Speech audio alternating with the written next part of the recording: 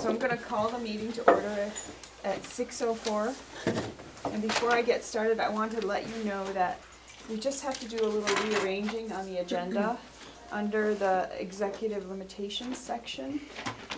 We're going to add as E, update on the facilities project, and then we're just going to shift what is currently E down to F and G, and F down to G. So does that make sense to everybody? So we'll just have an update right there. After the E, the new E will be a facilities update. Okay. Chris Pearsall is here to do our minutes because Sean isn't available, so thank you, Chris. No problem. All right. Is there any public comment? Yes. Hi, I'm Tom Larmonth. I'm a Moncton resident. I'm the co-president of the MAEA. I wanted to address an agenda item from the March 11th agenda where the board unanimously directed the superintendent, Mr. Reen, to collaborate with MAEA to seek a solution to an issue that was raised at a grievance that night. That was supposed to be reported out on the 26th. That wasn't. I looked for that on the agenda today. It isn't on the agenda today. So I'll give a quick report out. And from our perspective, no collaboration has happened since the 11th, and the situation remains exactly the same as it was on the 11th. Thank you. Thank you, Tom. All right. Tonight our agenda looks a little different. Is there anyone else? Okay. We are in need of an executive session before we can continue on with our business. So, and for this executive session, we only need to invite Patrick in at this point. So we're going to ask our other visitors to step out for a minute. It's under Title I, VSA 5, 313A1A contract. And I'm drawing a blank. Do we need determine premature public knowledge? That's more, yeah, I think so.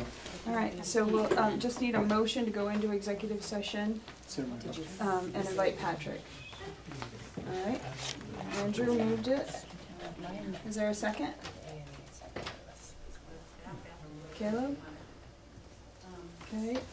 All those in favor of going into executive session under Title I, VSA 5, 313A1A contracts, and inviting Patrick in, please say aye. Aye. Aye. Any opposed? Any abstentions? Okay. Good. All right. Chris, we came out at 6:33. Okay. Thank you. Will be noted momentarily. All right. Thank you. Everybody get settled a minute. Okay. So now we're down to the consent agenda. Is there a motion to approve the consent agenda? So moved. Krista. And Andrew seconds. All those in favor of approving the consent agenda, please say aye. Aye. Any opposed? Any abstentions? Okay. Now down to executive limitations monitoring update. The financial report was in your packet. Does anyone have any questions? Actually, I do. It looks like the facilities and building lines still have a chunk of money in them. Is there any plans to run that out? That's the item that was added. Okay. We'll talk more about specifically what the plans are for that. Okay. Thank you. Caleb? Well, it just sounded like, in terms of just in the general topic of creating financial reports, understanding that I missed the last meeting, but the news about kind of changing in staffing, has that been discussed at the board meeting yet? The news about change. Oh, the staffing Howard in the yes. Mainly. Like, I'm just kind of wondering, are things moving along? You're feeling okay about?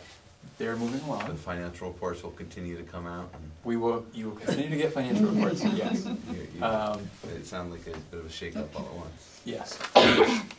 Probably, yeah. A bit of a shake-up all at once is perhaps even an understatement. It was definitely a big shake-up. Yeah. In part because there's a lot of internal movement to fill some of those positions, which is really exciting, but creates additional openings that we have to fill. So We are, as of Monday, the only position that will remain unfilled in the finance team is the CFO. So all the other positions will have been filled as of Monday. So that's really exciting. Our team of 5 was a team of 2 for a little while, so we're getting them back up to speed, which is a good thing. And the work is underway right now for the what will be business manager, not CFO. And we hope to have somebody in place July 1 or as close to July 1 as possible. All right, thank you. Any other questions about the financial report? Okay, we'll move down to the food service report. Any questions on that? Do you know if that's looking any more dire than it was, or is it about the same? It is pretty equally dire. It's not any better than it was. I think we're showing around a 71,000 deficit that we'll have to sort of make up for at the end of this year. Are we gonna and anticipate something similar for next year? Well, we already anticipated something to the tune of $22,000 better, I think, next year than this year in terms of the contribution from the general fund. So that's going to help make up for a portion of that at least. And then a lot of it, honestly, or at least a portion of it, is in the receivables. So just basically meals that aren't paid for a whole variety of reasons. And I think not this board, but prior boards have had lots of conversations about how do we want to handle that. On one extreme, it is we refuse to sell food to kids or provide food to kids that owe money. And the other extreme is we don't do that at all. We feed kids, and it's going to cost us some money, and we just accept that. That has been the approach that has been taken. It's certainly an approach that I prefer. I know it's an approach that our food service director prefers, and it's the approach that prior boards have preferred. So that's been the approach we've taken, and it costs money. And that's part of that 71,000. Right. Is it in the range of what it usually is, or higher? I think it's a little bit higher than it usually is. And then, you know, effort is made, letters sent home to collect on the money. But Encouragement to sign up for free reduced help, lunch, yep. exactly. Yeah. Yep, all of those things happen. And with mixed success, year to year. Sarah? She talked about, I think every time there's like a half day or things like that, that dips into it. Is there, I don't know if there's a way of working with them and being a little bit more creative about, you know, what the lunch is that comes. I don't know if it's, or potentially switching every so often the half day to being in the second part of the day and coming in before lunch, or is there random thoughts that just, it's food and money. Yeah. Yeah, that's it. I do think the half days has some impact because there are students that either are just going to wait and have lunch when school's out at home, or you know, something along those lines. Hard to know exactly what that equates to in terms of dollars, and then hard also to, without that dollar figure, to understand. Like I would hate to make decisions about professional development because of how many kids we want to eat lunch that day. Yeah. Because we want to generate revenue through a food service program. But it is a factor. It is a factor. Any other questions around the food service report? Okay, moving down to the strategic plan, the implementation plan, actually. Oh. So I'll start this by saying yay. So We will too. a few months before I was hired, or before I started as superintendent, this was on my mind about the need for our organization to have some clarity and purpose and direction and focus. And that is what this plan will provide for us. And a little more than 2 years to the day from the time that the action teams had their kickoff event, we have a strategic plan, which was shared with you in electronic form. These are the only two of these, although actually they're at the printers today. So these are the only two I'm aware of that are in existence, but many more coming. And I can send this around, but I want to collect those back in the end. Actual hard copies of the plan itself. And I just want to thank everyone involved in creating it. You know, it took some time and it took some money to make as polished a document as what this is, and giving the professional appearance of it. But I think what it represents, if for no other reason, the work it represents from lots of people for 2 years, it needed to reflect the importance and the effort put into that. So I think the time and the energy and the money spent to make such a high quality document is well worth it, and is respectful of everyone's time put into it. So really, really exciting. There it is. I also share with you an implementation plan that sort of talks about the structure. So we have sort of the overarching committee or team that absolutely needs to have board representation. Krista has expressed interest, but please, if anyone else is interested, let me know. That group will be formed through an application process, and I do have some applications coming in for various roles on that. But that will have a sort of broader perspective in the oversight and some forward thinking about resources, what's the next focus area going to be. So that group will be receiving a lot of information from various places, sort of synthesizing that and thinking about how do we move this plan forward on a bigger picture scale. Then we have implementation teams that each team has a focus on one of those focus areas. So next year we have 2 objectives from this plan that are going to be the focus, and those teams will really zero in on that. Those teams will be selected based on their expertise and their availability to do that work. So much more targeted to actually lead getting the work done sort of on the ground. Very exciting. Question? I have a quick question. So on the first page, when it goes through the ends policy, how does that like translate into the other goals? This was something we couldn't alter, and the other things are things we can alter. Like, do they all tie to something in here? I just was trying to figure out how they work together. It's not sort of a one-to-one correlation. I noticed that. But generally speaking, sort of vision, mission, ends is board work. You set those things. Okay. And the strategic plan is the plan that I'm responsible for as how we will achieve those things. Okay.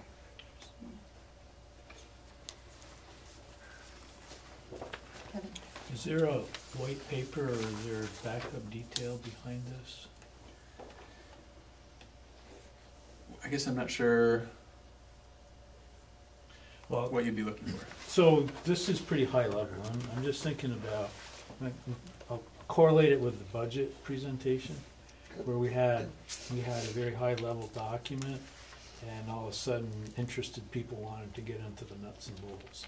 So obviously, if there's been 2 years worth of work, there's a whole lot more thought process and structures than, you know, the 6-8 pages that are in this document are concerned. And if that's organized and documented anywhere as a white paper, if you will, that when somebody looks at that and they say, that's great, but what about this, this, and this, and I want to know what's underneath these goals and objectives, you can just say, okay, here it is in this white paper, if you will. So it's not organized in sort of the format of a white paper, but there are a lot of details behind those. So I mentioned the action teams before. So the action teams were responsible, they were basically given the goal language, sort of that high level goal that's in there. And they had to create objectives and measurable targets for each of those objectives. And they also created a series of strategic actions. So there are what is sort of the layers beneath what is in that high level document, hundreds, I don't think that's exaggerating at all, hundreds of strategic actions that at the time were anticipated as needed steps to achieve those measurable targets and those objectives and those goals. That provided, it's a lot more information, a lot more sort of really detailed into the weeds that the vast majority of people wouldn't get into on a sort of regular basis. And they're all very subject to change, right? So that was the thinking at the time. Now 2 years ago when this started. Then when we actually begin implementing this work, those are likely not to be the actual action steps that are taken to achieve those objectives and measurable targets and things. So between their subjectivity to change, because as we implement the plan and things evolve, we need to change, and the level of detail and the sheer number of them, it didn't seem appropriate for a document that's going to be distributed very widely.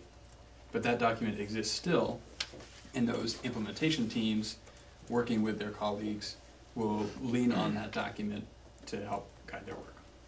And it's something that if somebody was digging for more detail, they could have a report, if you will, that is understandable. I can print them a document that shows everything that's there and all those accompanying details.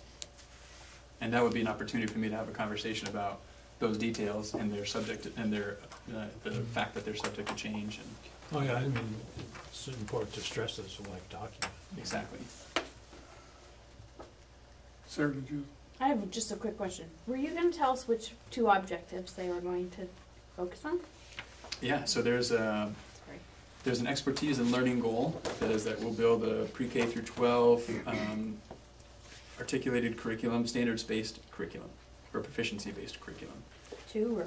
Yes, number 2. Number 2. Okay. And then there's a social, emotional, and physical development goal. Mm-hmm. That's around students will demonstrate, I forget how the language is worded, but it's effectively sort of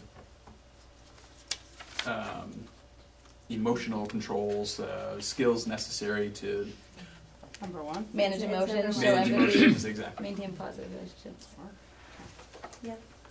So Patrick, you sort of shared that detailed level look in a draft form with us quite a while back, right? Yep, and that was the a draft spreadsheet sort of thing that went on for exactly. lots of Yes. tabs and lots Yep. of, yeah. And that's the level of detail that the staff saw as well when we first created that and rolled it out and started the unpacking. Right. But as you might recall, there's a lot there. I was daunted by it, yes.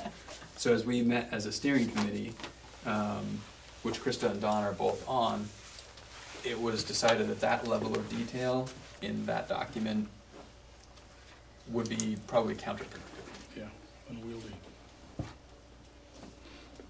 The social worker in me loves that you're doing this like qualitative, social, emotional stuff. I'm just curious, like objective 3 under it says like all MAUSD students experience a sense of value and belonging in their schools, and then the measurable target is 100% of students. Like how would you measure that, like a kindergartner versus a 12th grader? Like a 12th grader, you can kind of just ask them, do you feel valued? But like how does a kindergartner express? Like I'm sure you guys like have a... Nope. But we know we have to do it. Okay. We need to figure out how to do it. Okay, cool. That's part of the work here. We didn't want to, in this process, we didn't want to feel bound by measures we already have. We wanted to be clear first about what do we want to achieve and what are the measures we're going to need to be able to achieve that. And if we can lean on things we already do, great. If we don't already do something, then we need to figure out how to do it. Cool.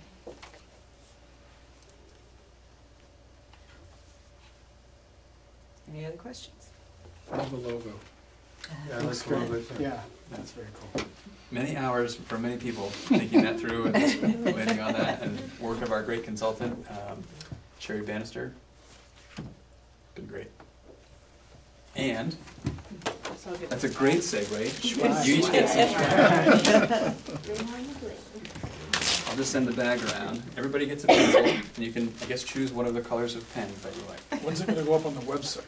The logo? So another phase of this, I actually have a meeting on Wednesday with Sherry, our consultant, and a web consultant that she uses to talk about our web presence. Not just getting the logo on the website, but really thinking big picture about our web presence and Getting away from Windows 95 look. Yeah, we need it. And so the challenge there being, how do we create a web presence that really reflects what we want it to reflect and is something that we can maintain, because it's probably too costly to pay somebody to keep it up to date every week or every 2 weeks or something like that. So that's going to be, because ones that we can maintain easily aren't necessarily as dynamic, so we're going to have to walk that line, and I don't know where we're going to land yet. just gotta find one of those picky kids to take care of it. But it's clear, like, we can't, They go on vacation yeah, and then they graduate. and then they graduate. It's like Um, you're left with Swiss cheese. Having a plane in the classroom. But it's crystal clear to me, we don't have the capacity to task someone from within to create our web presence. I think the best we can shoot for is to use folks from within to maintain. Yeah.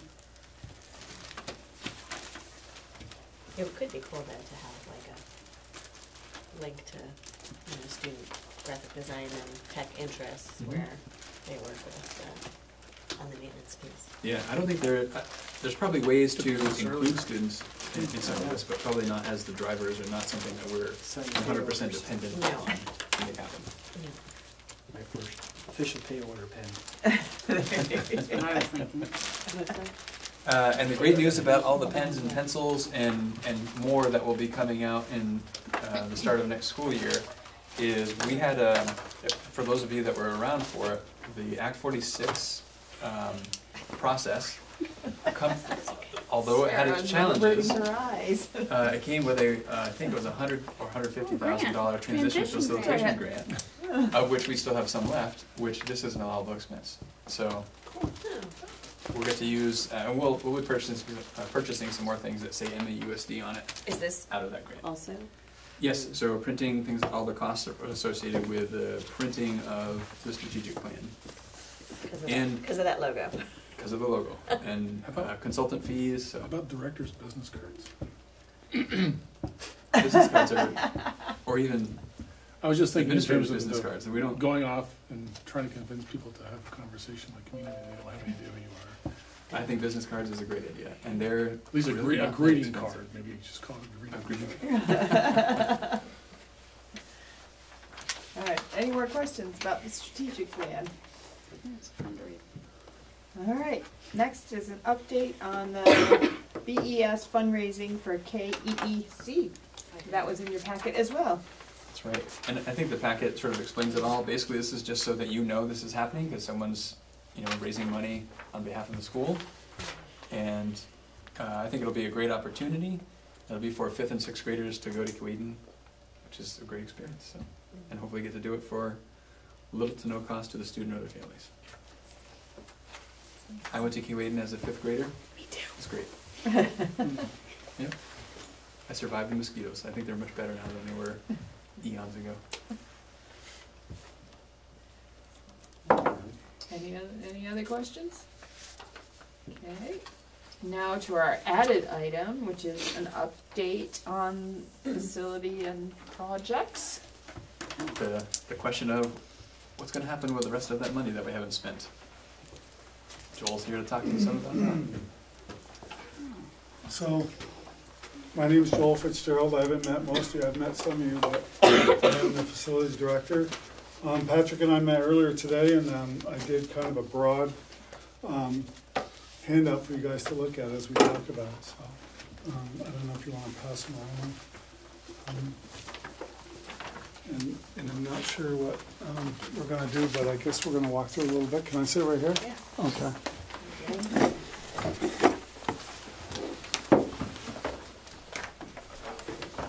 Do you have any extras, Joel? Oh, I have a bunch, yeah. 15. I didn't even know how many board members we had. So, but I will after tonight. Lucky 13. There you go. Did you get that? So basically what we did is we're a small review of what we did last year and then what we plan on doing between now.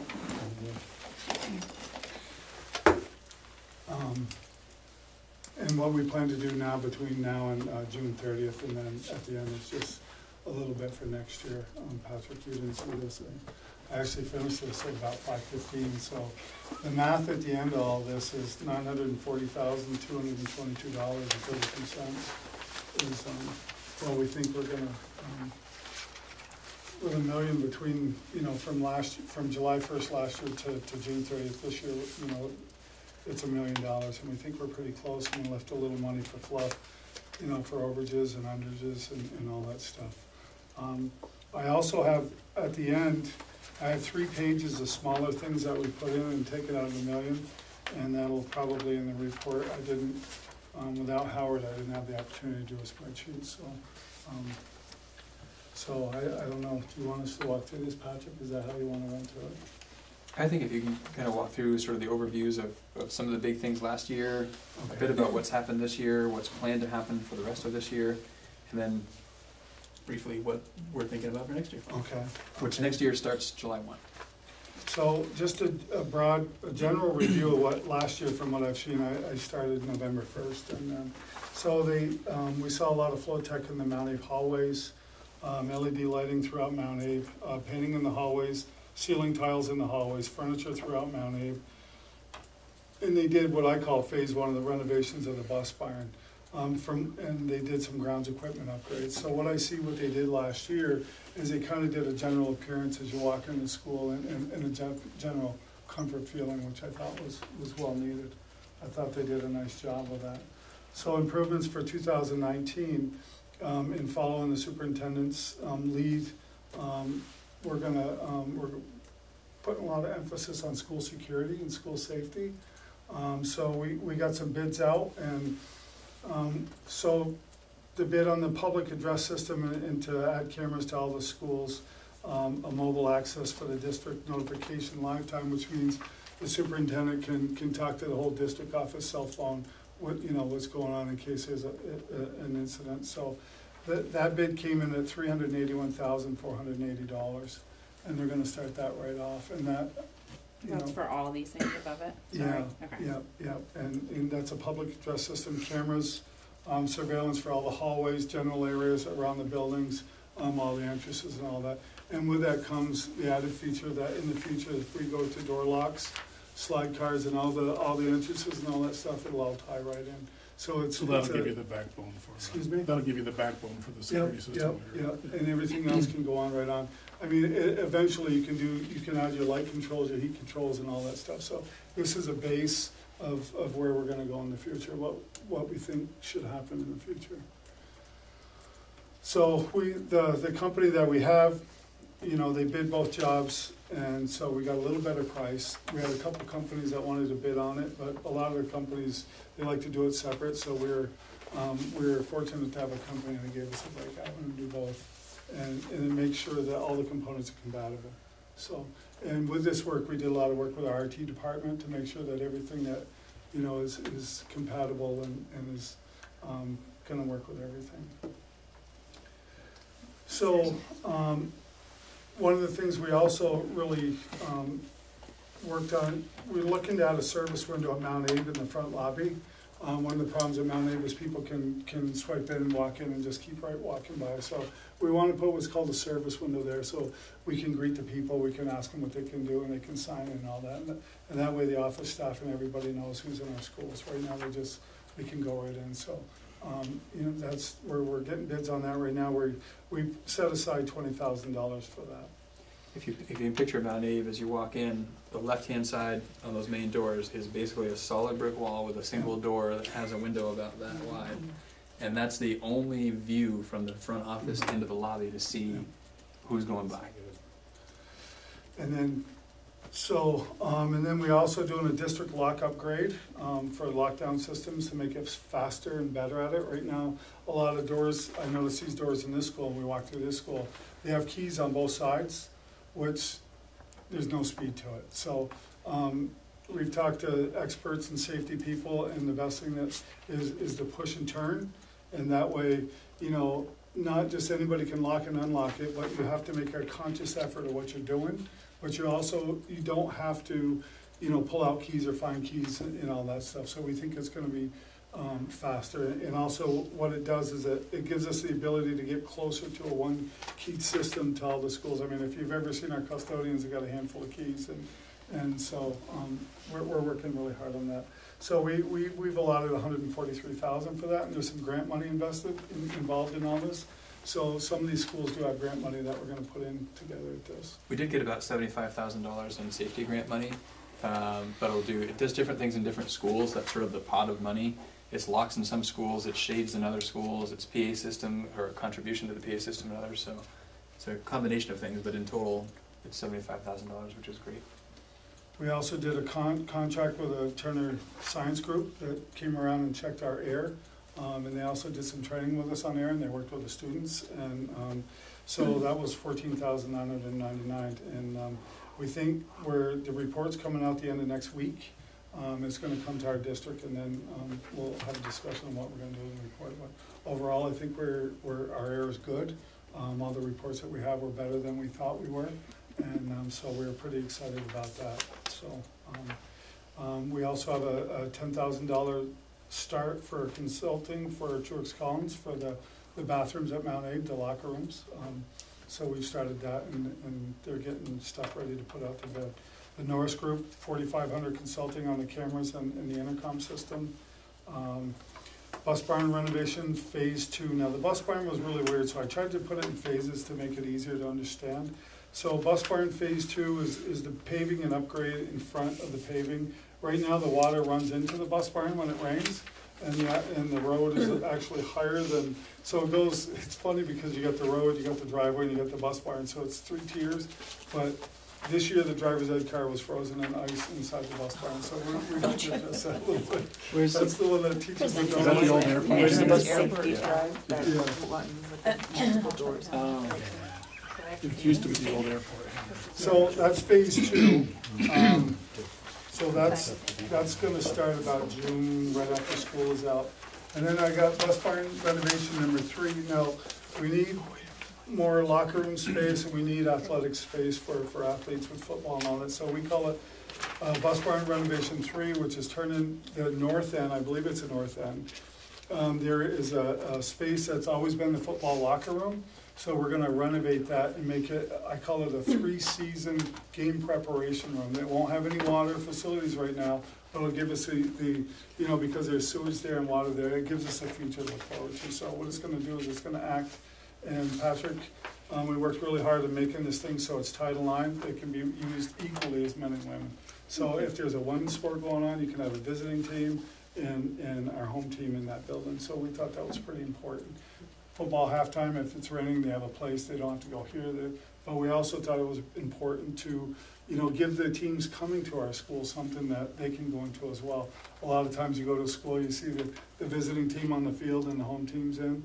We thought that we would make it, really pleasant for both teams. So this also eliminates the need for what's been called the football trailer, which is just after the bus barn on the left. So it's sort of bus barn, crooked shipping container thing, then the trailer that is a safety risk, and then the White House. So that's the first impression of Mount Abe as you go down Airport Drive. Yeah. Bus barn is a much better first impression now after last year's work. We're working on the crooked storage container, and this will allow us to get rid of that trailer as well. What's in the White House is? The White House is currently vacant. Upstairs is basically storage. Downstairs was storage of things that we shouldn't be storing. We should have just thrown out. We've now thrown it out. And some of the space that the bus barn was currently storing things in is now going to be stored in the basement of the White House. So that allows us to use. It's a little white building right in the corner by the gate. Did it have basically. a vet place in it before? Or is that No. different? Different corner. This is once you turn into the parking lot and you pass the bus barn. Your brain just kind of shuts it out when you drive by. I guess I forgot across from about the that. direction. They used to educate students in it. Oh, it Yes. was it the alternative Yes. program? Well, it at was one point? special ed. Okay. That in the superintendent's office, and Before that, yeah, it was superintendent's. Oh, there you go. it's been a few different things. Oh, yeah. We looked into it. I can tell you more.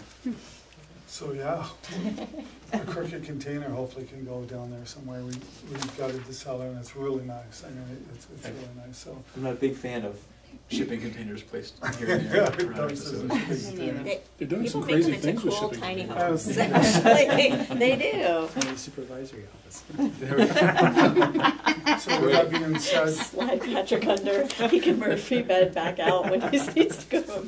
we did put the trailer on front porch for him, and it's on the website for sale to Oh, get that's that. good. We've had a couple of bites. So bus barn renovation number 4, we 10 to 20,000. This is to create a space for our maintenance staff to work in the winter on our equipment. Nice. The district and the voters have been very, very supportive in allowing, improvements on equipment. So we want to, take care of the equipment. And one of the things that we need the opportunity to is in the winter when you have the downtime is to work on our summer equipment and get it ready for summer. And right now, we don't have that opportunity. This spring, we hit the ground, none of our stuff was ready. We had to wait for warm weather to get it ready and all that stuff. So hopefully, and this will help, you know, the driver's ed cars from being frozen and all that stuff, so. Or some of our custodial staff being frozen to the ground working on the equipment. You know, it's, I mean, and we understand that the board wants us to lessen our reliance on outside contractors, so we think this is a good opportunity for us, and to include some of the students with our tech program to change the oil in our vehicles, to grease our vehicles and all that stuff, so we think it's a win-win by doing that. And part of this includes pouring a new floor in the bus barn, which is currently kind of broken up, Yeah. and that'll allow potentially for that point to be higher that we can grade away from, to get the water going away from the bus barn instead of into the bus barn, which is kind of a good idea. And we think that we're gonna heat the slab, which is kinda cool. It's the most efficient way to heat, so we're pretty excited about that too, so.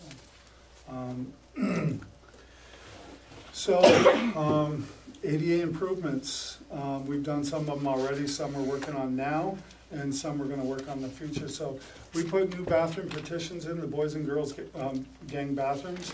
We did 2 girls, 2 women's young ladies, I don't know how to say it, but over break. We did both of the women's gang bathrooms. We're pretty excited about that. So if you have the opportunity to go in the high school, take a look. Now what we did on those is if when we do bathroom, excuse me? The gang, does that just mean like It's a multiple lot, stalls? it's a lot, yeah. Like It's- the it's- main, like Horrible. it's, yeah. Shower. Okay. Oh, yeah. we're talking you're Yeah, covering showers or bathroom. toilets? No, these are the toilets, the stalls for the bathrooms. So is this They- like the main bathroom that we've been walking in that's been really Yeah.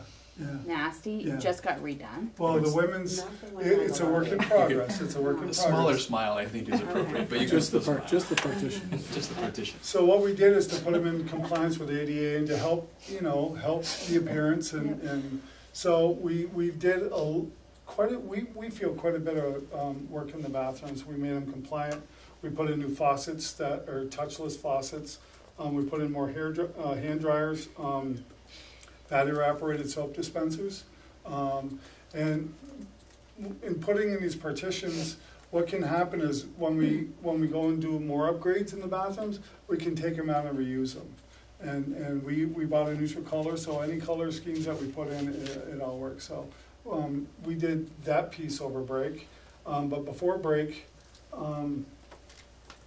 okay, the hand-free faucets, we put those in over break. Yeah, and the outer door openers and the outside windshield we did earlier in the spring, which made most of the doors, or all the doors that we needed to be compliant to push the button open. We did all that earlier in the spring, and that includes the nurse's station.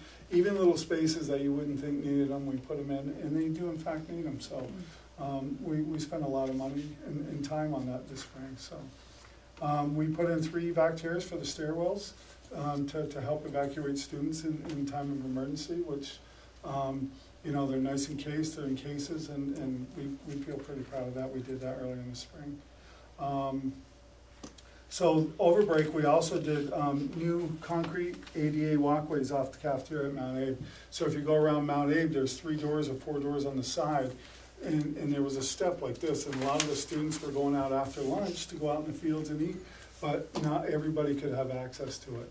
So what we did is we did a gradual slope, you can't even see it, so it made those doors more functional, not just for ADA compliance, but also the students and the teachers aren't dragging the mud back in the building, and that helps our staff as well, because the kids want to come out and they were just dragging it back in, so we thought that was a good place to start right there. So, and also added, what it does is it helps trucks when they deliver fruit and all that stuff, they can back up and they don't have to haul the dollies through the mud, so we thought that was a nice improvement. We did an air filter system for the industrial arts area. So when they're grinding metal and they're welding and all that stuff, we improved the air movement. So the rooms are, it's a lot more pleasant to be in those rooms, and it's a lot safer for the students. So we did that as well. And coming up in June, Mount Abe bleacher resurfacing. As you can see, some of the bleachers have holes in them from lacrosse balls, baseballs, and all that stuff. We can't get the new tops for them anymore, so we went with wood, and those are going to be done in June. And the wood's more durable. We think it's gonna be a nice finish. But what it did is, we were lucky that Hussey, we could just retop them and we didn't have to buy all new bleachers, so we were pretty happy with that. Does Hussey provide the wood? Yeah, I'm sure he's getting coming. it local, or? It's, they're bringing it. It was actually, the contract was signed before I got here. So we did some safety mats on the walls in the wrestling room. The mats were deteriorating. Not only were they torn, but the actual fiber inside was deteriorating. So, you know, they weren't as safe, so we added all those for the basketball court and for the wrestling room. The wrestling room has not been installed yet, but those are coming right up, because we're actually gonna paint it first. So, we did that.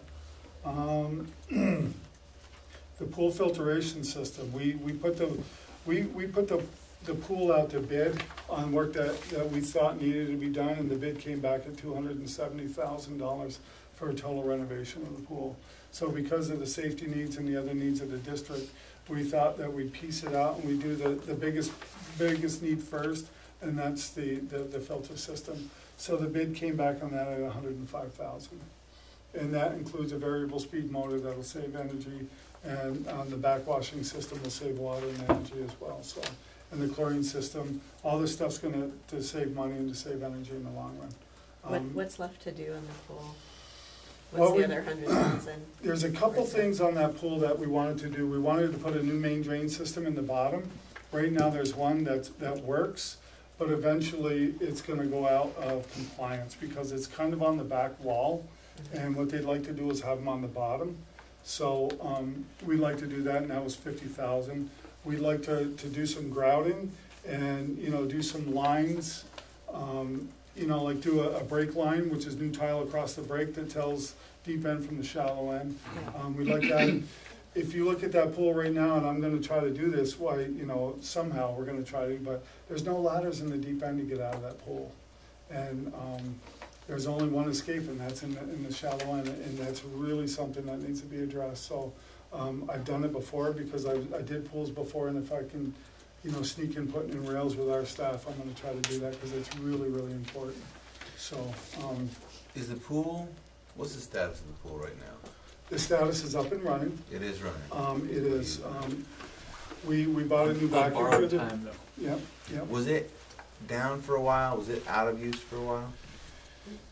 I didn't think so, and then somebody had said, yeah, it's basically been continuously in operation. Right. Okay. So the other piece that's really big on that pool is you have what's called a gutter system.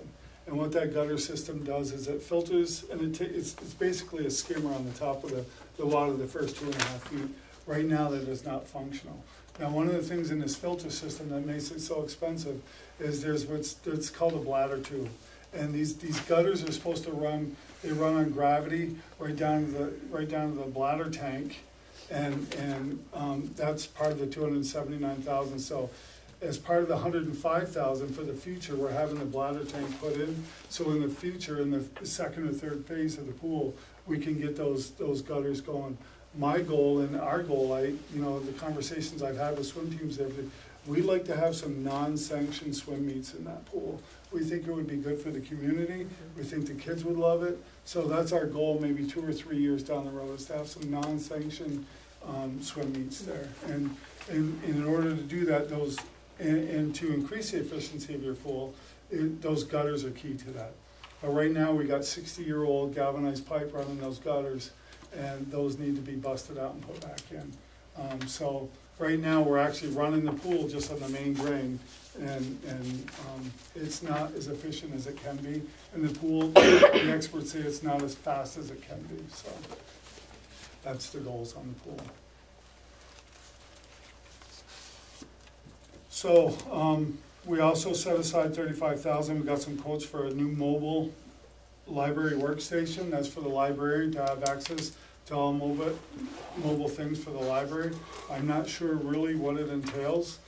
We have some bids. We're working with Jessica at the high school and the library, and they came back, and this is the bids that they gave us. It's basically the circulation desk. If you remember walking into the library, it's sort of in the center of the hub of the library. And one of the advantages of having it mobile, if in the future, if Mount Abe ever does, a rebuild or whatever, it allows us to use this piece of equipment into the new library, into the new space. So that was pretty important, thinking about the future. Yeah, not so much mobile that you can move it daily, but mobile that it can be moved at some point. And then last, for this pot of money is $20,000 for Bristol Elementary School, right now their playground. All the water off the hill and all the hills run onto the playground. So a lot of the chips and everything and all the water's running in the neighbor's yard. There's complaints about that. So the town of Bristol and the state of Vermont, they're doing a study right now, a water runoff study. And they hope to have a plan in place by fall to see what we're going to do with the water, how we're going to slow it down, how we're going to change it, and how we're going to improve the quality of the playground, as well as improve the quality of our partnership with our neighbors, because right now it's really not a good place. So. Would that include any planting, perhaps, Well, to help with that? It's such a barren wasteland back It there. is. It's like a desert. And I talked to Kevin about that. They're looking about putting in an outside classroom, and part of the outside classroom is trees around there to create shade for the students. So that's all, they're gonna put that in the back corner. So it's quite a work in progress. And there's a young man, Cole, his name is Cole, I don't know if anybody knows Cole, but he's actually in the Boy Scouts, but he's actually doing the work on the outside classroom. He's getting all the bids. We went, I taught him how to shop for rocks, where to shop for rock. I mean, nice big slabs. So he's doing some fundraising. He's doing some work with the Boy Scouts. So we're working pretty hard on that. But part of the outside classroom is plantings, and they also want to do some gardens with the whole thing. So they're working it all together. Yeah. But I'm also looking to see what Kevin wants to, what he needs. Being my first cycle here, I don't know exactly what the needs are for playgrounds. Does he want a kickball field out there? Does he want a soccer field out there? So I'm in conversations with Kevin on that and what he really wants out there.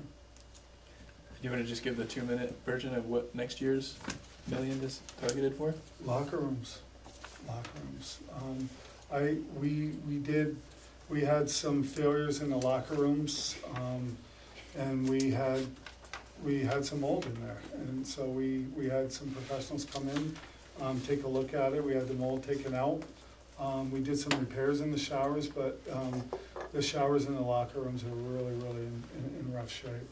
And so with Truex Cullens, they're doing some work and we're putting them out to bid, but yeah. That's the big projects for next year. And what are we thinking, Patrick? Maybe $750? It depends on, so all 4 bathrooms or 4 locker rooms need work, need basically total replacement. I think to do all 4 probably crosses the $1 million mark. So it's going to be a matter of what's our approach. We could do all 4 and it would probably require dipping into the reserve fund that we have, or we'll have to do something smaller than all 4. The trick being, the ideal is to do probably a top and a bottom because of the infrastructure and how that kind of all works.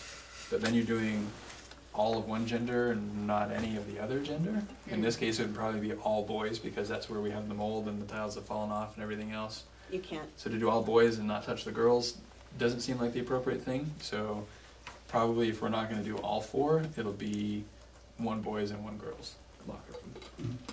But we don't have the cost estimates yet. But I'm already nervous about my sticker shock when it comes in. Just because I know when you're talking about costs with plumbing and commercial. And there's no innovative financial method to span a budget to group money together. There's policy language that prohibits bifurcating projects. So we couldn't necessarily spend a portion, like buy something now that's a part of that project to spend money out of this year's budget and save some next year. And every plan that we've looked at Mount Abe for the future has these locker rooms staying in the same place. Okay. So we feel like investing in them is long term. And we're also we're hoping to get bids that we can delete things and we can add things. And one of the things that right now is we're thinking, since we're going to the bare bottom, why don't we replace the plumbing down underneath the floors and all that stuff? So we're going to have that price You know, every surface we're getting 3 different numbers on surfaces, whether we're using tile, sheet rock, you know, press board, you know, flooring, we're getting tile, we're getting epoxy, we're getting everything, you know, we're putting everything out there, so. Sort of taking the approach of, you know, rather than have to tear them apart anyway and just put something back over the aging plumbing infrastructure, like it makes sense to fix it right, starting with what's behind the wall, or unfortunately in the concrete slab, cutting all that out and redoing that, and it's going to add cost and time. And part of the challenge is, where do you stop when you start chasing those things? So we changed all the plumbing infrastructure in the locker rooms. Well, that feeds a main drain that's out in the hallway by the pool. So you're going to have all this new plumbing sending water very more efficiently out into this other thing that's just as old as everything you just replaced. So those are the add alternates depending on where the costs come in, so that we can say, yes, we can afford to do this, or no, we can't, and we'll kind of peel it back. Those bathrooms surprised me. I mean, when we went to the mold went to a wall in the stairwell, but those bathroom showers in that school are only sheet-rocked with steel studs with tile over them, and there's no concrete backer in those when those were built, and that was No waterproofing membrane. It was really surprising. How old is that locker room? There's older than schools. Yeah. So when was that built? 69. But I was equally surprised that we didn't find asbestos in there. Yes. So. Yeah, right. And part of the scope of the work will include air handling as well, to remove sort of the moisture from those spaces. So to try and really be thinking down the road for these spaces that tend to have a lot of moisture, let's try to be That's why I thoughtful was about how to wondering if control. that was part of the quote in the pool, did that include any of the moisture Our consultant said the air was pretty good in there. in there? Yeah, I was surprised, because when I went in there, I was a little surprised too, but we checked it, and, you know, and our guys we're getting better at managing the air in that school. Going back to the Turner Group, there's a lot of pieces to that heating system that we're not utilizing, and as we get better at it, we're gonna get better at it. And over in that area, actually, the kitchen area and the pool area is one of the areas that we need to tighten up some of the perimeters on. And so, we're working on that. The pool adds a lot of moisture to the building in general. Very difficult to cut the vapor drive off from that pool, the rest of the building. It was really interesting, the 2 consultants that we had, it was really funny, I'll be really brief, but one of them liked the cover and one of them didn't. And one of them liked it because, you know, it kept the moisture out, it kept everything. And then the other one said that it didn't allow the water to oxidize as it would as natural air. So it was really funny, these 2 leading experts, you know, and they were standing right beside each other, and they go, I don't like it, I like it. So it was kind of fun. So, Well, we have it, so. We like it. yeah, they liked it a lot, so. Can I just ask one more question? Sure. About the, all the safety upgrades on all the buildings, or all the doors, and how that works with ADA and a person's ability to get in and out of a space? Well, the part that all the doors are gonna have paddles on them. Paddles. In the hand, I call them paddles. Okay. Lever handles. Yeah. The biggest thing for us is we're not gonna change, we're gonna keep, unless we hear, you know, needs that we need to, is from our quote is just changing the lock sets, the way that we lock the doors, but everything else is gonna stay the same. I don't know if So the that's, things that are not, you can't get in, will continue to not be able to get but those are things, you know, that we address as we go along and as we learn, and I mean, since I've came here, we've learned a lot about accessibility, the needs of the district, and we've addressed them, and we will continue to address them as the need.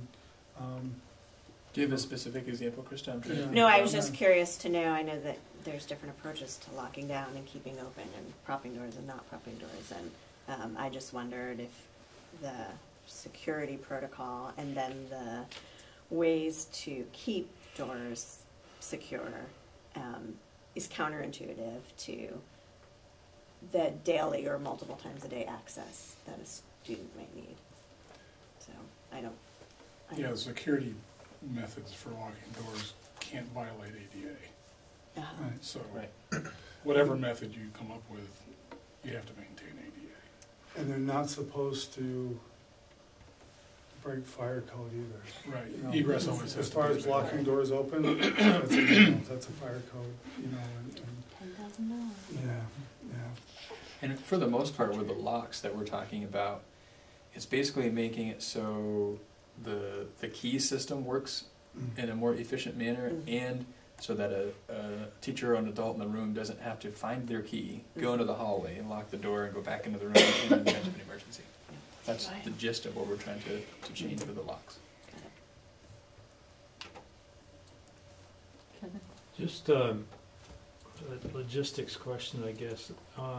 There's a lot of work here to be done in the next 60 days. So is like June 30th a hard stop that all this work has to be done, or it can be in process and accrued, or is it like It has to be, done and invoiced? so the work has to be completed. So any materials, like some of these things are heavy on materials and lighter on labor. We can order all the materials and have the materials arrive ahead of June 30, and that counts in this year's money. But any labor that happens July 1 or later has to come out of next year's money. So so there's a contingency. You've got a contingency on. And honestly, it's a giant pain because it's so hard. So there's so many moving parts to any one of these projects, let alone the combination of all the projects, to get it all dialed in to the right dollar amount, because we don't want to leave a lot of this necessarily sitting on the table because there's plenty of work to be done. But we also don't want to way overshoot because there's only so much money to go around. And then to get all the timing done so that it's in and done and installed by June 30 and not July 1, it's a really difficult sort of walk. It's very hard, it's hard work. I mean, school gets out of June 15th and you gotta have work done by July 1st, it's like, come on, really? That's why people like bonds. Yeah. Well, and then you throw in, for example, today, I've been in communication with Joel, both of our sort of reps with the architecture firm and legal counsel on facilities, because of bid law and things of that nature. So the locker room that we want to try to get done this summer, when kids aren't in the school and we're not tearing this moldy thing apart in October, because it is likely to be over 500,000, that would require pre-qualifying bidders, which there's a 60-day waiting period once we've posted the bids, that we can't have anything start after that. And there are lots of things that make it hard to have a timeline that works. So trying to navigate those, find ways around those if there are ways around them, and if they're not, trying to get them started as soon as possible, knowing that we started talking about locker rooms and getting that work done 10 weeks ago. Yeah. Everything just takes a long time. And one of the things that we're gonna try to do better as facilities is trying to use the vacations better during the school year. There's no better time in Vermont to be flooring in a school than over breaks in the winter. I mean, the humidity's down. There's no better time in Vermont to paint inside the school is the winter in February when the air's dry. So these are the things, now that we're here, we're gonna try to work on that, in the future, and we'll get there. We'll just get there, but that'll help with the short times. And those are really just the big projects that are in the works. Yeah, like I said, I have 3 pages of small things that were just, Adora, we got some stuff coming your way. We got some numbers on floor maintenance. We're trying to do a lot better job on maintenance, like all the hardwood floors in the district. Lincoln School hasn't been touched in 8 years. So we got some numbers coming in on, repolishing those floors up there. And yeah, 8 years goes by really fast. And, those are the things that, we are maintenance, and it's what we're supposed to do. So we have a lot of carpets to clean this summer, and we're looking at contractors for that. But just a maintenance piece, to stay with preventive maintenance is the way to stay ahead. And so we're working really hard on that too. So. Thanks, Joel. Thanks, Joel. Thank you. Okay, all righty. Feel free always to write me or call me, and, if you ever have any questions. All right, thank you. Thank you. Chris, copy of that report, you're gonna give that to Karen so she can add it to the Board minutes? Yes. Yeah. All right, our next item is the new F. The new F is an action item to accept the monitoring report for 2.1 treatment of current or prospective students and parents/guardians. Is there a motion? Caleb? Move. All right, is it, Second. Andrew second? Now you can talk about it. Does anybody have any information on their worksheet they wanna share? I'm sorry, Did you Dawn, get- that was Caleb and Andrew, he's on fire tonight.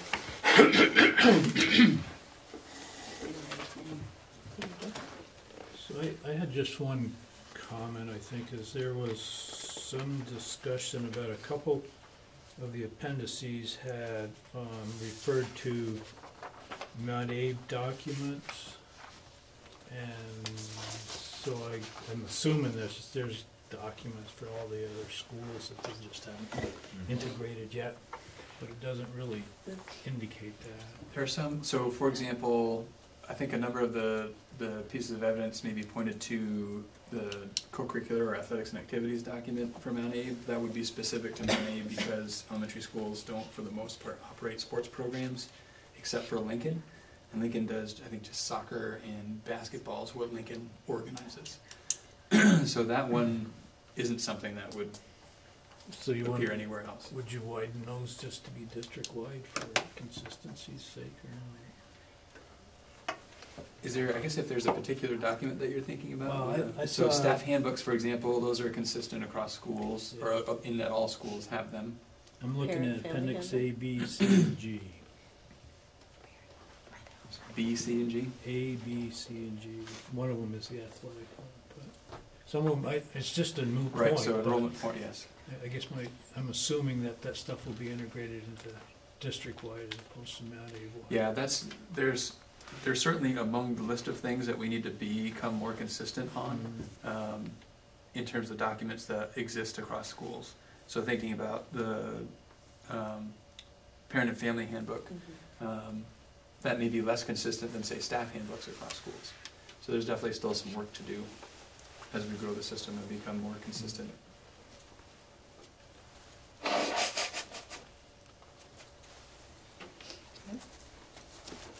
Any other comments, questions?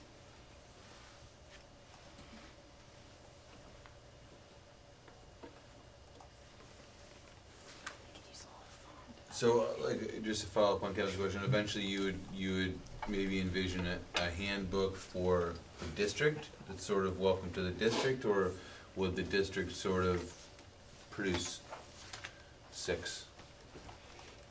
And some of it depends a little bit on what the handbook, because there are some places that we are consistent across schools, and appropriately so, and there are other places that we need to vary school to school because each school still is has its own identity and its own sort of culture, and we don't want to necessarily be stepping on that identity and that culture. So Right. it may still be that there are 6, but there may be greater consistencies across the 6 where there can be. But and some of it may be there's consistency that all 6 schools have them, depending on what it is we're talking about. Well, I'm sure some of the handbooks also are just logistics around the building, which are different in each place too. Right. So, where do people drop off their kids, where are they supposed to pick them up? Right. And so that's that.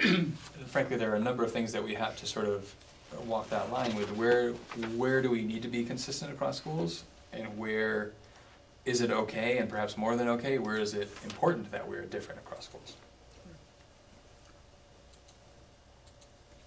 But you could even, I won't say it.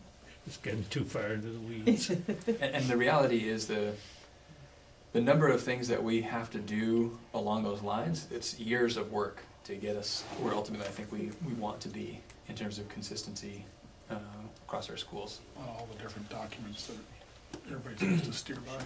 Well, documents, practices, procedures, there's a lot of different sort of angles to that.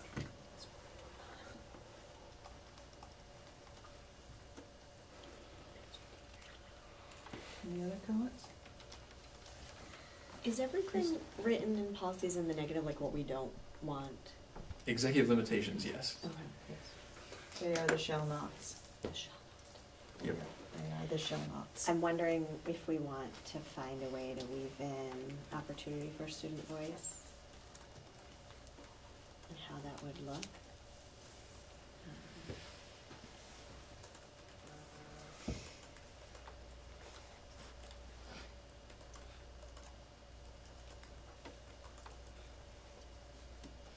Because we see all the things we're not, well, we see all the things you're doing with different policies and procedures, but it would be great to see examples of where, you know, students have some input into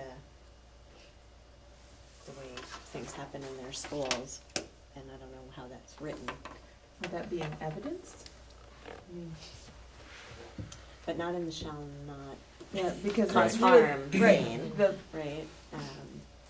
the executive limitations really falls under what the board is telling the superintendent they Right. can't do, so that wouldn't really be a place for it, but it could certainly. So if for the strategic plan, for instance, we wanted to ensure that there was an opportunity for student voice in the way that rolled out, how do we hold Patrick accountable to demonstrating that? So, one way is when we're looking at a monitoring report where it could be used, where you could use the student voice to share the value of that is something the board values, that it's something the board likes to see. As Patrick has said at other meetings, like, it's helpful for me to know what you want to see. Sharing that as a value of the board gives him that direction, just so that when he's creating a monitoring report, he's saying to himself, oh yeah, they want to see that student voice. I'm going to go get some of that evidence to show that student voice. They've told me they like that student voice, or they want to. So monitoring of what? So we'd have to go look at a specific policy where we say, you know, is there a place there that would, where evidence could be used with the student, and that's really how you share the value with him, so that then it becomes a part of the conversation. So when next time he's writing the report or whatever he's thinking about. So would it be maybe like the ends? Well, that's a piece for me that I think, so really the best way to secure it, which would be challenging, if you think beyond me, if you just think about whomever's serving the role of superintendent, it's through policy. Right. Because really the interpretation is mine, Right. that you get to decide as a board it's either reasonable or not, Right. and the evidence is mine that you get to say is either sufficient or not. Right. So if there's something specific, like I think it gets to be tricky if there isn't any policy that says you want student voice, but the expectation then is placed on having evidence that shows student voice, but there's no policy that requires that. Right. It gets to be sort of muddy water a little bit. Personally, the way I like to work, and this is how all of these interpretations were written through the Policy and Governance Committee that used to exist, was through conversation about, like, what do we collectively understand these to mean, and so that we generate these interpretations collectively and we're all understanding it the same way. Additionally, talk through about what possible evidence is, so that we're securing the kind of evidence that we all agree is the kind of evidence we're looking for. That's a way to approach this. It's not a fail-proof way. Policy change is a fail-proof way. So we would need to contemplate adding a policy? Or modifying a policy. Right, which we can get into, that's part of the rehearsals at that's part of the practice in the rehearsals, is talking through an issue using the policy and going back and answering some questions and then having a conversation. So that's a place to understand how to get to that point, to refine the policy if needed, to get you to a place where you're there, it's up to date, it's capturing your values and doing that. So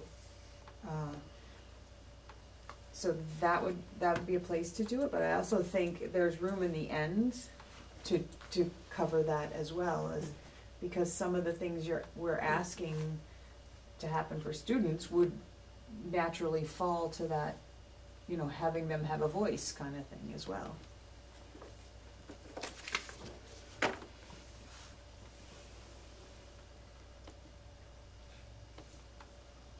I mean, I think we're gonna touch on some of this, using our process and working through it, and where you'll see, oh, okay, here's a way to work. Yeah, I think there'll be great opportunity for conversation around this Yes. type of thing on Monday. Yeah.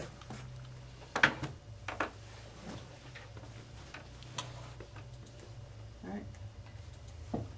So, if I'm not hearing anything else, we'll go through our little official board response. Based on the information provided, does the board find that the superintendent's interpretation is reasonable? Yes or no? Okay. Does the data demonstrate the accomplishment of this interpretation? Okay. All right. So, all those in favor of accepting the monitoring report 2.1 treatment of current and prospective students and parents or guardians, please say aye. Aye. Any opposed? Any abstentions? Okay. The new G is an action item. It's policy 2.7, approved for posting. It was the changes to the policy that we have been talking about, and this is the official process we go through to approve changes. So we just need a motion. So moved. Steve, all right. Second. Andrew? Any discussion? Kevin? So my recollection is we were gonna hook this in somewhere that we would be aware of contracts, maybe as a monitoring report topic. Are we still walking down that path as well? Yeah, I think the plan was that annually you'd get a list of contracts that were longer than 1 year. Some monitoring report for 1 year or something. Yeah, so I think it would be in monitoring report for 2.7 compensation and benefits. That'd be the place, be a piece of evidence that could be included in that monitoring report. And I used basically the language almost verbatim, I think that came out of last month's meeting, that obligations longer than 1 year shall occur on a limited basis and in all events shall be subject to losses in revenue. So I think that was the language that we landed on, something that worked.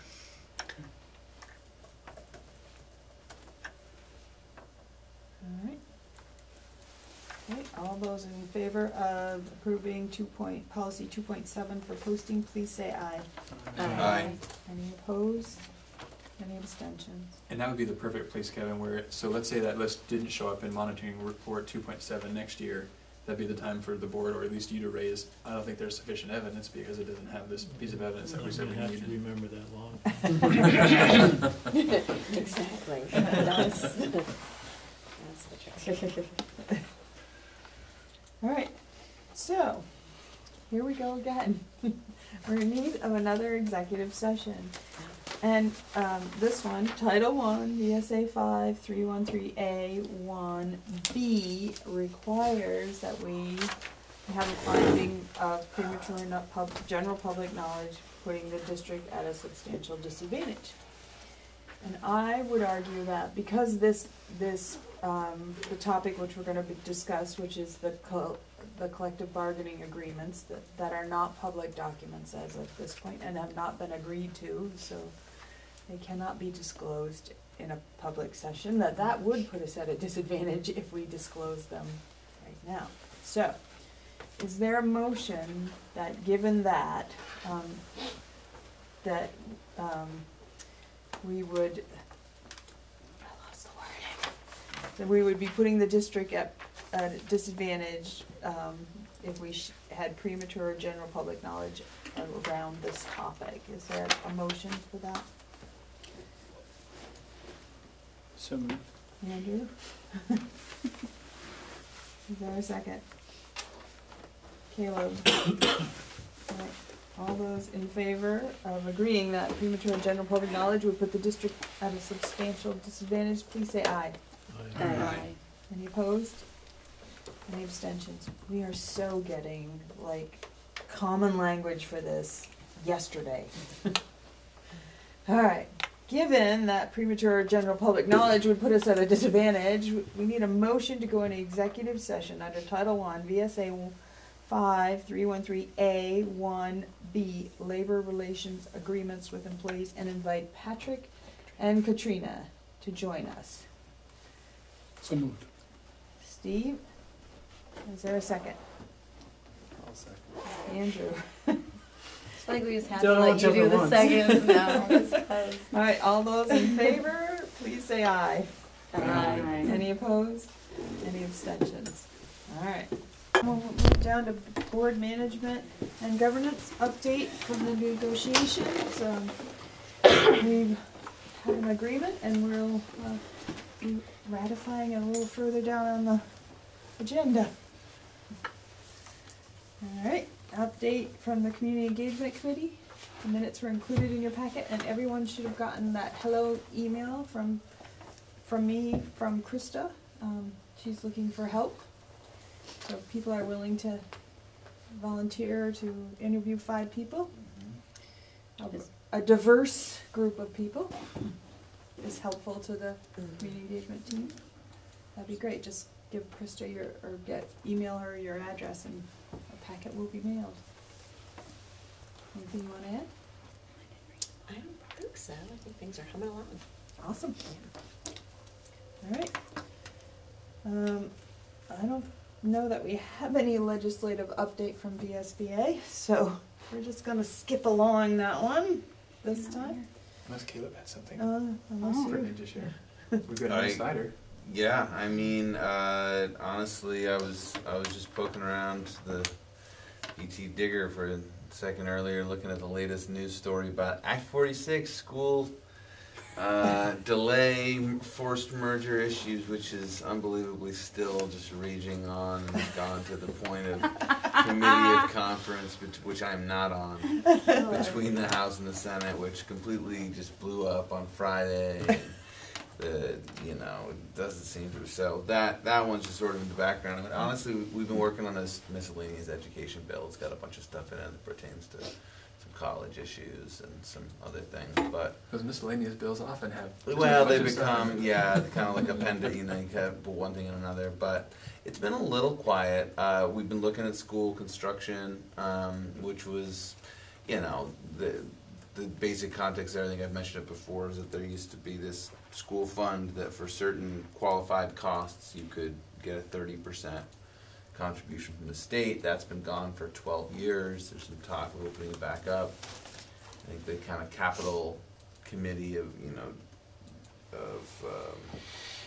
all the buildings the state owns, which would be sort of one of the natural places to help find that money, is pretty hesitant to go diving into this issue, and so it's going to be looked at by essentially a committee of, I think, we've talked through with the Vermont Superintendents Association, with Jeff Francis and some others, but trying to, given that this question about lead have come up, question about radon have come up, with ongoing security and environmental stuff, there's sort of a need for a better assessment tool for the state of school buildings. And kind of post-mergers, I think a lot of people are discovering that even within districts that have merged and things are going pretty well, there's really disparate levels of deferred maintenance that depends on the community and the decisions they've made and their desire to incur debt over the years. And so just I think that whole kind of conversation about school construction financing is,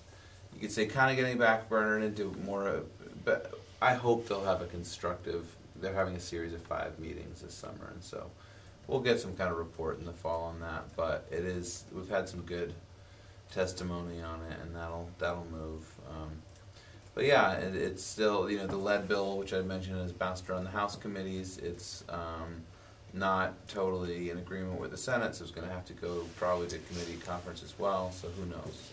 I really don't know where it's going to come out, but there's $2.5 million is going to get spent one way or another, I think, on that issue. They land on a parts per million, or the House landed on 5, the Senate landed on 3. Okay.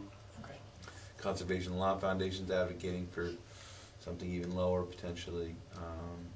So I don't know where that's going to wind up. I think there's a pretty compelling argument to go with 5 because I mean, that would be the lowest level in the country, significantly lower than the EPA. The EPA's level is not really health-based, but if you do have something that reads high and you have to bring in bottled water, the FDA regulates bottled water to 5.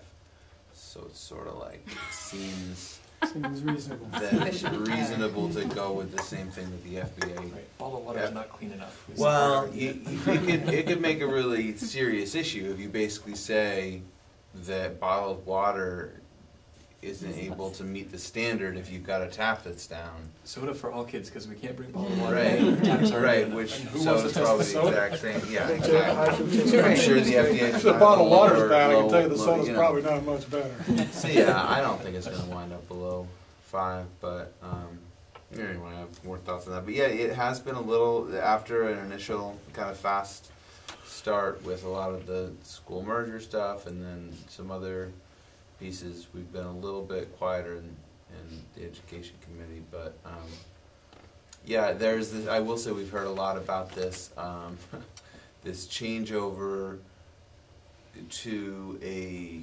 statewide data system. There's all these statewide data systems. There's the longitudinal data system, which will be kind of comparing essentially academic information, but then there's also this accounting change that goes along with this uniform chart of accounts thing, but basically the state said, I guess there's this process that every school district has to go through at the end of the year where they submit this big packet of information to the state that is time intensive. And in addition to that, every district buys their own accounting software package, which costs money.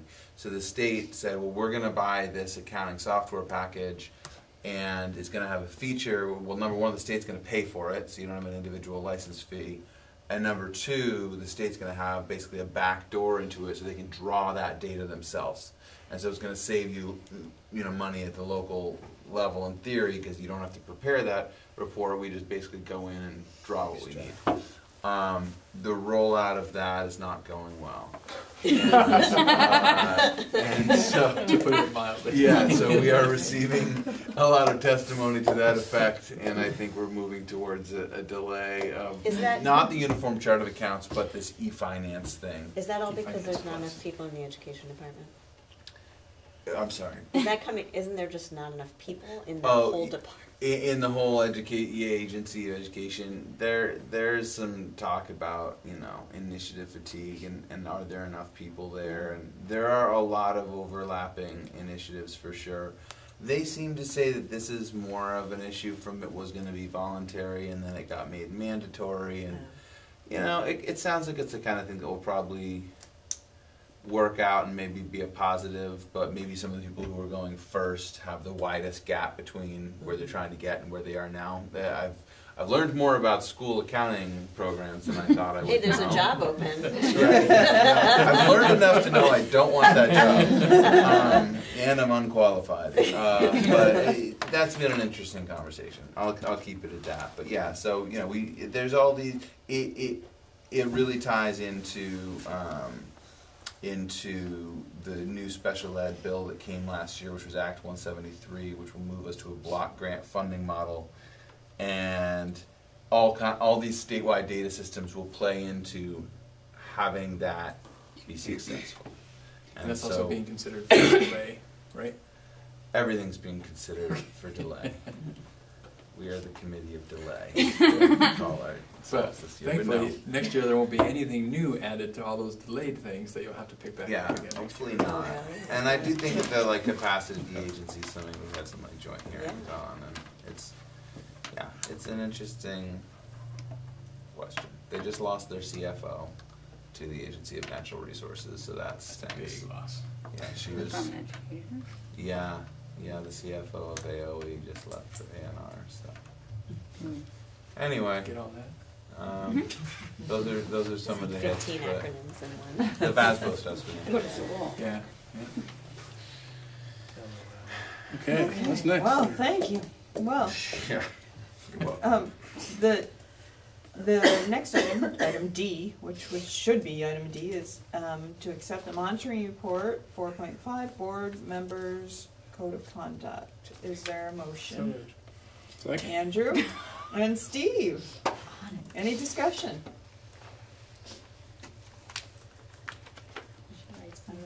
No comments? Okay. Based on the information provided, does the board find that the interpretation is reasonable? Okay. Does the data demonstrate the accomplishment of this interpretation? Yes. All right. All those in favor of accepting monitoring report 4.5, board members' code of conduct, please say aye. Aye. Any opposed? Any abstentions? Okay. Next action is to ratify the support staff collective bargaining agreement. Is there a motion? So moved. Caleb, is there a second? The heck, Andrew. Andrew did. I'll do it. Sarah. All right. Guys, like pulling teeth. Any discussion? Just thanks everyone who was involved. That's my discussion. All right. All those in favor of ratifying the support staff collective bargaining agreement, please say aye. Aye. Any opposed? Any abstentions? All right. Next action item is to ratify the professional staff collective bargaining agreement. Is there a motion? So moved. All right, Krista, is there a second? I'll second. Caleb. Any discussion? Same. Same discussion. Ditto. Thanks. All right.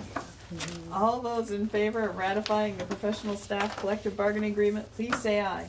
Aye. Any opposed? Any abstentions? Is there any public comment at this time?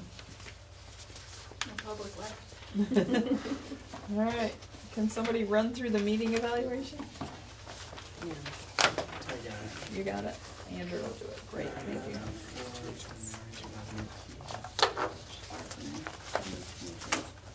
What is the level of engagement of all board members? High, low? Hi. Aye. Comments about that? Oh, if it's high, you can't put comments in. Was the agenda followed, yes or no? Yes. How would you describe the board chair's effectiveness in establishing agendas and selecting materials for distribution to the board? So, terrible to awesome. Awesome. How would you describe the board chair's effectiveness in fostering the professional culture of the board regarding board funding, full participation of all board members in ongoing board training? Ask us next week. I have to write this. I have to write Right. it. Six. Terrible, My awesome, 4.7. terrible to awesome. All right, other feedback to the chair? None. What went well with the meeting? I loved our tour Ratified our guides. contracts. And our tour guides were great. Yeah, they were very Yeah. brave to do that. Great tour Glad to guides. catch the end of that. Sorry to miss the beginning. Ratified contracts. What suggestions do you have for ways to improve future meetings? Chirp, chirp. Feedback. Thanks, help. All right, is there a motion to adjourn? So moved. Krista, is there a second? I'll second it. Oh, All Kevin. right, Kevin, jump out there. All right, all those in favor of adjourning at 8:38, please say aye. Aye. Any opposed? You want to For any bend by that? abstentions? Yes. Thank you. I'll do it. See you next week. See you then.